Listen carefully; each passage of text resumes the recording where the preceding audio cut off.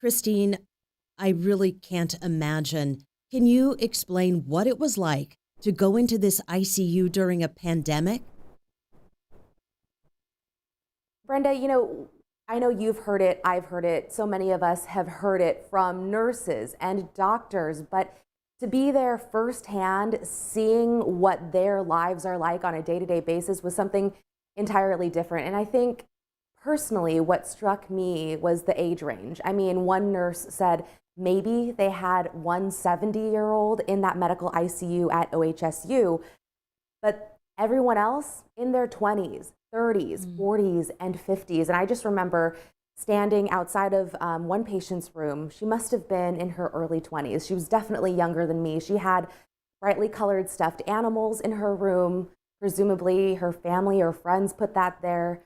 And she was just hooked up to so many tubes and lines. The machine she was hooked up to, was taking blood out of her body, oxygenating it, and then putting it back in. Christine, will you say more about the healthcare providers, doctors, and nurses that you talked to? I was struck by how vulnerable and raw they were in explaining their truth after all they've been through. How did that land with you?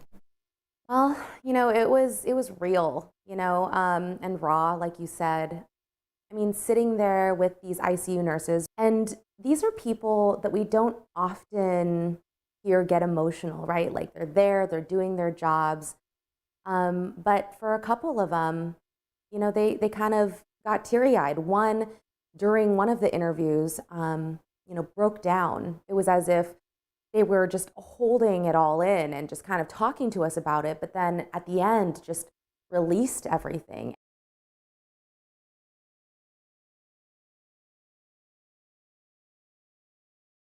Christine, when I watched your piece, I couldn't look away. I was riveted to every single person that you talked to. How has the public response been to this story?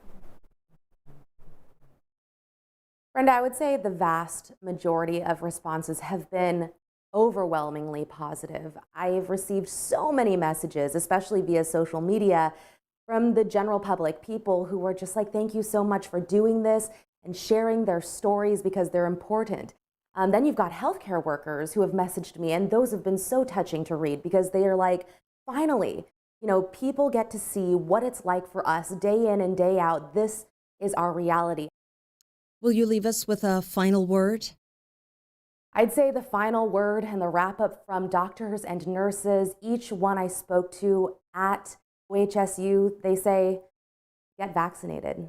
That would be the thing that I heard the most. Get the vaccine if you can. It is privileged to get the vaccine, especially when you think about everyone else around the world who may not have access to it, who are clamoring, who want to come here to get it. We have a surplus, and we can help protect ourselves, our family members, and our community. It's important work. Christine, thank you so much for sharing with us.